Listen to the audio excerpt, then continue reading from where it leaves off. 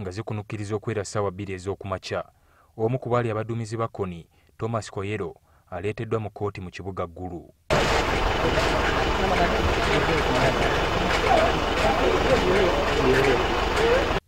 Ku ssaawa nga 4 abalamuzi batuuse era basoose kutuukiriza kalombolombo ka kulambula lunyiriri lw'abasirikale. Mu kkooti munda bannamateeka b'omuwawaabirwa n'abamuvunaana nga kw'otadde ab'eŋŋanda za Kwoyelo nabo babadde bakkalidde. Yadde ng'okuwulira omusango guno kubadde kulina kutandika ssaawa 3 ez'okumakya, kuyimiridde olw'omutaputa Agnes Akeero okubulawo nga babadde bamulinda kuva Kampala.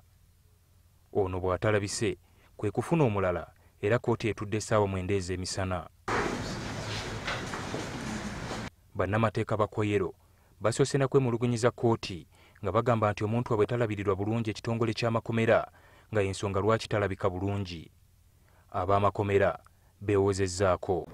Either this court being international should see to that it takes a breakfast, break tea, lunch and evening tea. The prisoner is supposed to eat 3 meals a day. 3 meals. Yes, I also understand that the prison's authorities already have a list of who can visit the accused. In case they bring him food,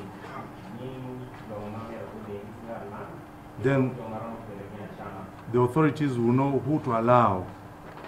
Omulamuzi Duncan Gaswaga alagidde oludda oluwaabi okuleeta obujulizi bwonna nga wiiki eno tennaggwako. Ensure that all disclosure is done.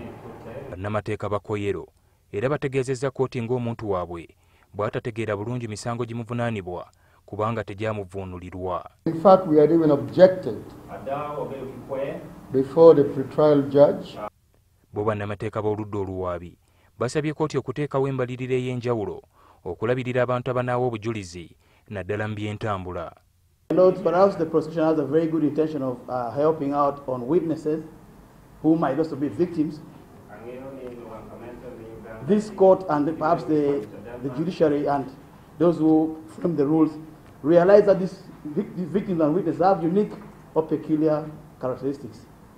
Kwoyelo alabiddwako ng'alina bye yeewunaganyaamu ne bannamateeka be. Kkooti yakuddamu okutuula olunaku lw'enkya ng'era emisango gyonna 94 gya kusomerwa Kwoyelo. Ali Mivule, NTV, Akawungeezi.